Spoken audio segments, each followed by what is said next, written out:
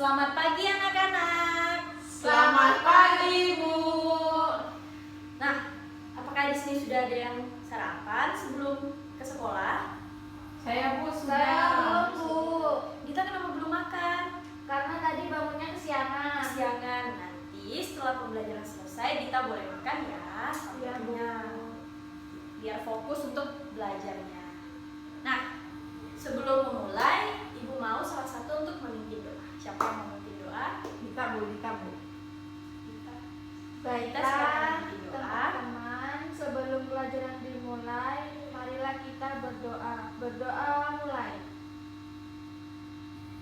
Berdoa selesai. Terima kasih Dita. Sama-sama, Bu. Baik anak-anak, Ibu akan mencek kehadiran ya. Nah, nama yang pertama dipanggil Dita. Hadir, Bu. Hadir. Udah. Hadir, Bu. Nah, sepertinya pada hari ini semuanya hadir ya anak-anak. Ya, Bu. Nah anak-anak, sebelum memulai pembelajaran, Ibu mau bertanya siapa yang sudah pernah ke kebun? Angkat tangannya. Saya, Bu. Saya pernah, Bu.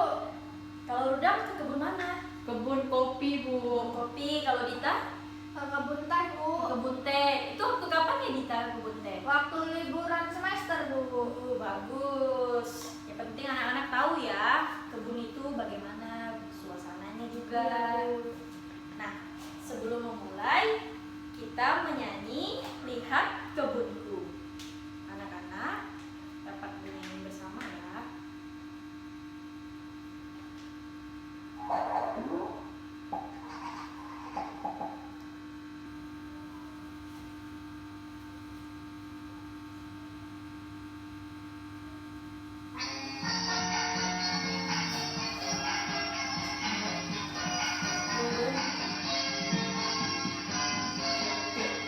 Lihat kebunku Penuh dengan bunga, ada yang putih dan ada yang merah.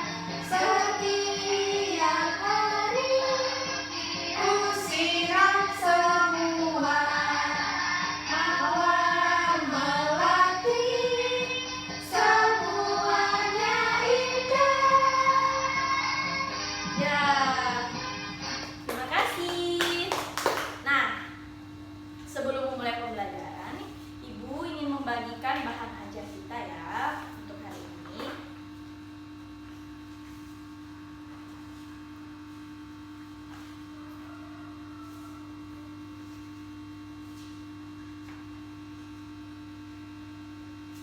Nah, materi pembelajaran kita pada hari ini tema 9, subtema 1, pembelajaran keempat.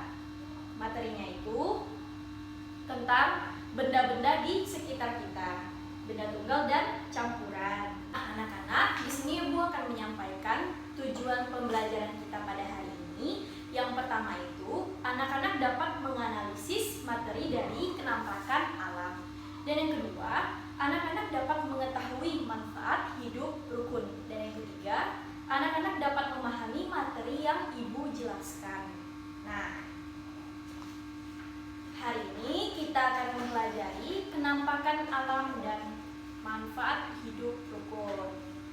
Anak-anak dapat melihat bahan ajar yang sudah Ibu berikan.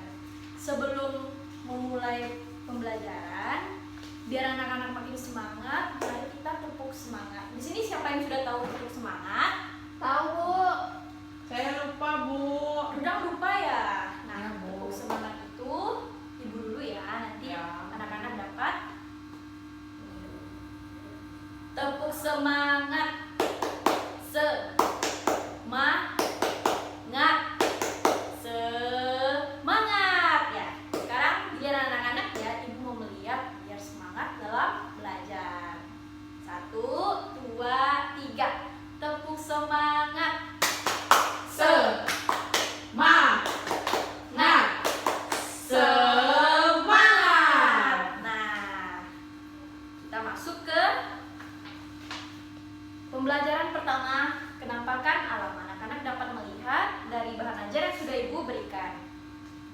Dita, silakan untuk membaca kenampakan alam. Baik Bu. Kenampakan alam. Kenampakan alam disebut juga dengan istilah bentang alam. Indonesia memiliki bentang alam yang berbeda-beda di setiap daerah. Ada daerah dataran tinggi dan dataran rendah. Ada penduduk yang tinggal di daerah pegunungan, ada juga penduduk yang tinggal di daerah pantai. Kenampakan alam dibagi menjadi dua bagian, yaitu kenampakan alam wilayah daratan dan kenampakan alam wilayah perairan. Terima kasih Dita. Sama-sama. Nah, kenampakan alam itu terbagi atas dua, kenampakan alam wilayah daratan dan kenampakan alam wilayah perairan. Kenampakan alam wilayah daratan itu apa saja ya Rudang? Gunung Bu. Ya gunung, apalagi? Pantai Bu. Pantai, apalagi? Daratan tinggi. Daratan tinggi, ya betul, apalagi? Dataran rendah. Dataran rendah, ya betul. Nah, kalau kenampakan alam wilayah perairan apa saja ya? Ada Sungai, yang Bu, tahu? sungai. Sungai, ya. Terus apa lagi? Danau. Danau, selain danau apa? Laut-laut. Rawa-rawa. Rawa-rawa, Teluk. teluk, betul. Anak-anak sudah bisa ya. Nah baik, kenampakan alam wilayah daratan yang pertama Ibu jelaskan itu adalah dataran rendah. Ciri-ciri dataran rendah itu bagaimana ya anak-anak? Apakah ada yang tahu? Ciri-ciri dataran rendah? Bersuhu panas Bu. Bersuhu panas. Ya Tempat betul. panas. Wilayah yang berada pada ketinggian kurang dari 200 meter di atas permukaan laut, dataran rendah, biasanya dimanfaatkan sebagai daerah tempat tinggal penduduk, pertanian, atau perkebunan yang cocok di tempat wilayah yang bersuhu panas. Dan yang kedua itu ada dataran tinggi. Nah, dataran tinggi, ciri-cirinya apa? Ada yang tahu? Di pegunungan terus sejuk Bu. Ya betul. Nah, wilayah yang memiliki dataran luas dan datar, lalu ketinggiannya itu mencapai 300 sampai 600 meter di atas permukaan laut. Beda lagi dengan dataran rendah. Dataran rendah ketinggiannya kurang dari 200 meter.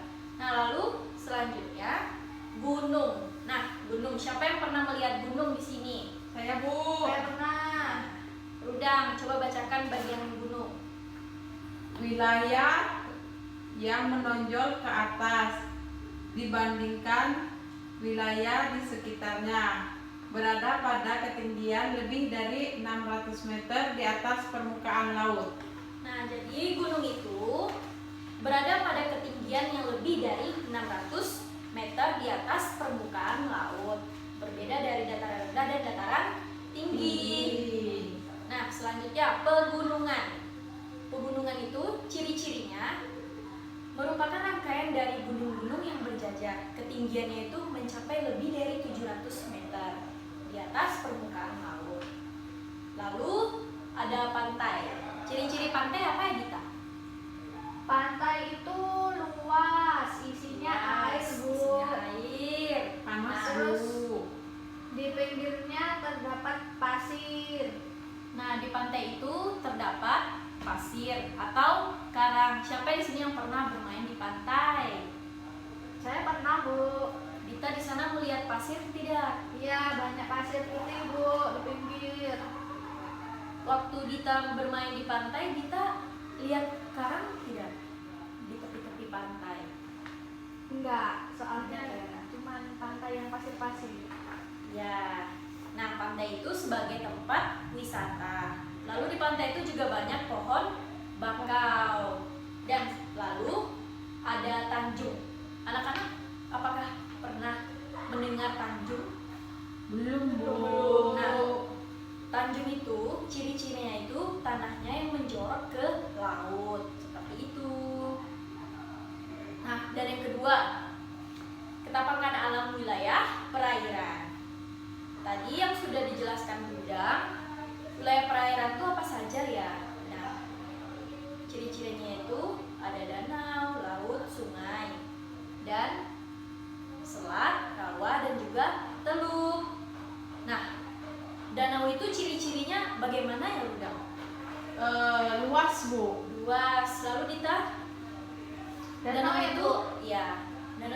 berisi apa ya? Berisi air, Bu. Air, betul. Ikan. Nah, daratan yang luas, yang cekung, lalu berisi air, terbentuk akibat letusan gunung berapi atau gerakan dari tanah. Nah, lalu ada laut. Ciri-ciri laut itu wilayah perairan yang luas yang menghubungkan daratan pulau satu dengan pulau lainnya. Nah, di laut itu juga terdapat terumbu karang. Di sini siapa yang pernah mau nonton televisi lalu melihat terumbu karang? Saya, Bu, saya. Ya. Rudam tahu ya bentuk terumbu karang bagaimana? Tahu, Bu. Lalu ada sungai. Siapa di dekat rumahnya itu ada sungai? Saya, Bu. Nah, Saya suka Rudam. mandi sungai, Bu. Oh, Rudam sering mandi di sungai. Bagus ya. Nah, aliran yang mengalir dari daerah yang tinggi ke daerah yang rendah mempunyai daya erosi yang kuat, memanjang dan berkelok-kelok. Itu dinamakan sungai. Lalu ada selat. Ciri-ciri selat itu letaknya berada di antara dua pulau dengan jarak 200 atau 100 meter. Lalu ada rawa. Ciri-ciri rawa itu wilayah daratan yang tergenang air. Biasanya itu rawa itu terletak di pantai, sungai atau pesawahan. Banyak terdapat tumbuhan air seperti eceng gondok. Siapa di sini yang pernah melihat eceng gondok? Saya pernah, Bu. Oh, Dita pernah. Di mana Dita? Di kolam rumah saya, Ah, Bu. ya, itu termasuk rawa-rawa ya. Nah, dan yang terakhir itu ada teluk. Ciri-ciri teluk itu dibatasi daratan pada ketiga sisinya yang menjorok ke daratan. Nah, Ibu mau Rudam untuk membacakan adaptasi masyarakat terhadap ketampakan alam sekitar yang dari bahan ajar yang sudah Ibu berikan. Ini kan, ya, ketampakan alam yang pertama. Permukaan bumi tidak rata. Permukaan bumi ada yang tinggi dan ada yang rendah. Ketampakan alam adalah berbagai bentuk muka bumi yang terjadi secara alamiah. Ketampakan alam terdiri atas dua bagian pokok, yaitu ketampakan alam berupa perairan dan ketampakan alam yang berupa daratan. Daratan adalah tempat kita berpijak. Bentuk ketampakan alam berupa daratan bermacam-macam, contohnya gunung, pegunungan, daratan tinggi, daratan rendah, pantai, tanjung, dan delta. Perairan merupakan bagian dari permukaan bumi yang tergenang air. Bentuk ketampakan alam perairan contohnya sungai, danau, dan laut. Ya, selanjutnya Dita, silakan dibacakan. Manusia melakukan adaptasi berbeda-beda antara satu dengan yang lain. Manusia hidup beradaptasi sesuai dengan alam dan ketampakan alam di lingkungan tempat tinggal.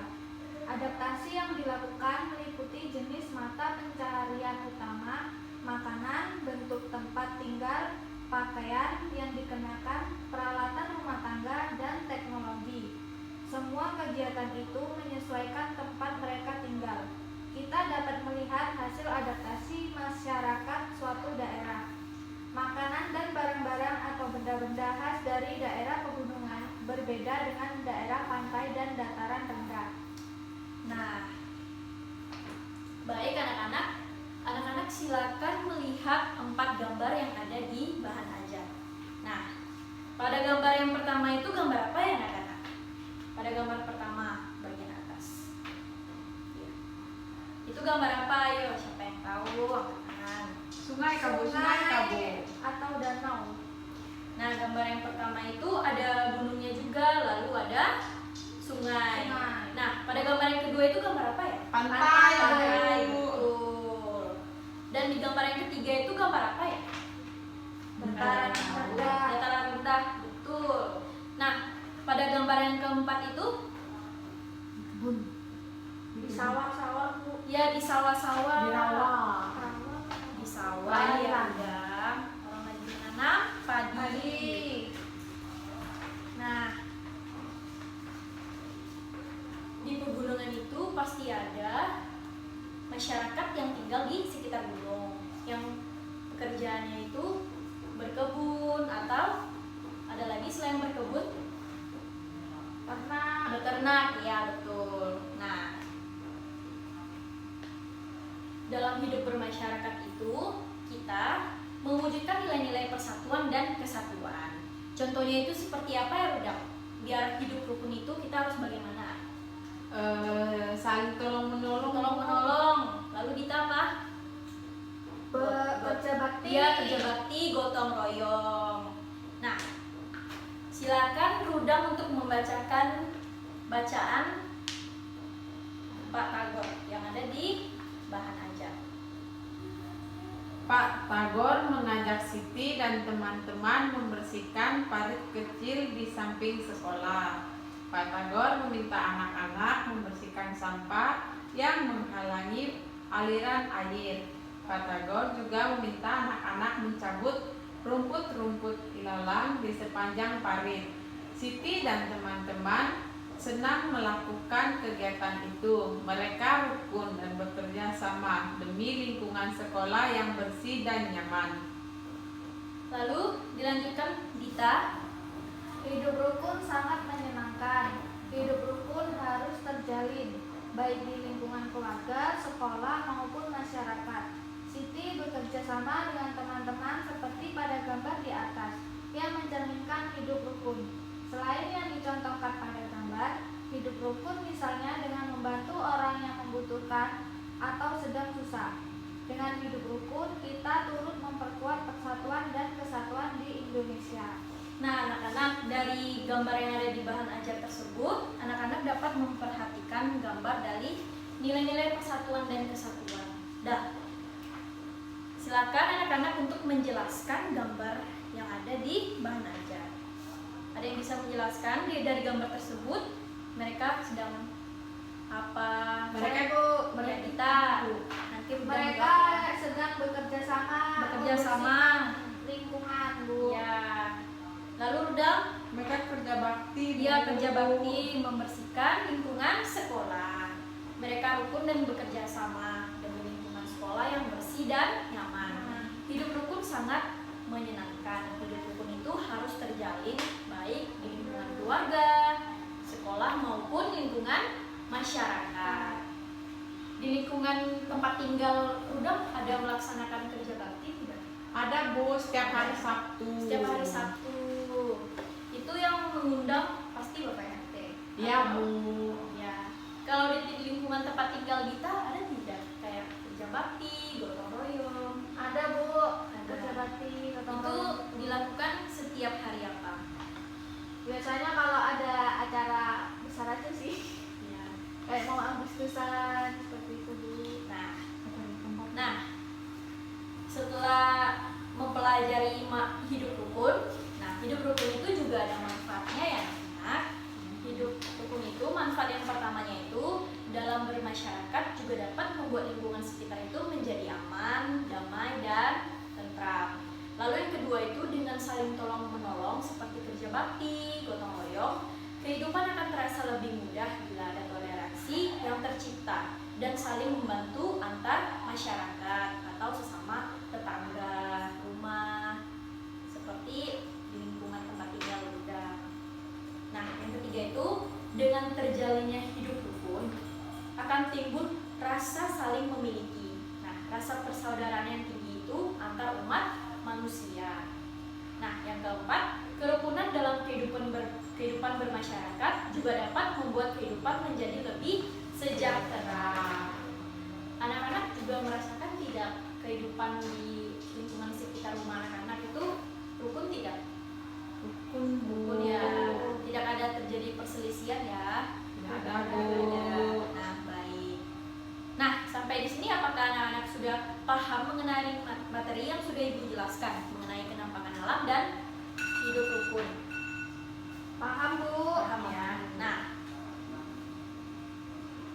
Ibu mau bertanya, bagaimana perasaan anak-anak setelah belajar mengenai kenampakan alam dan hidup rukun?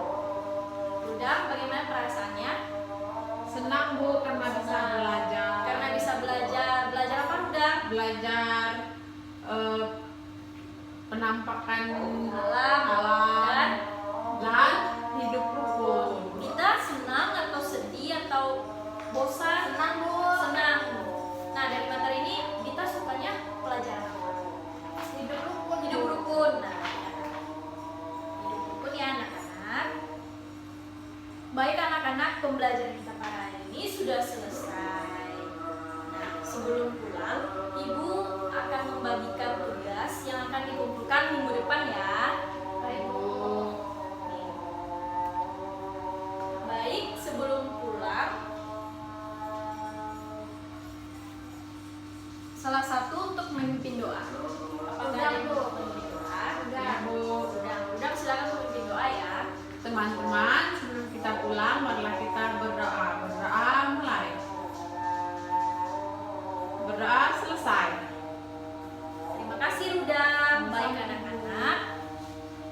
pembelajaran kita pada hari ini sudah selesai. Anak-anak bisa pulang. Jangan lupa makan ya. Terima kasih dan sampai jumpa.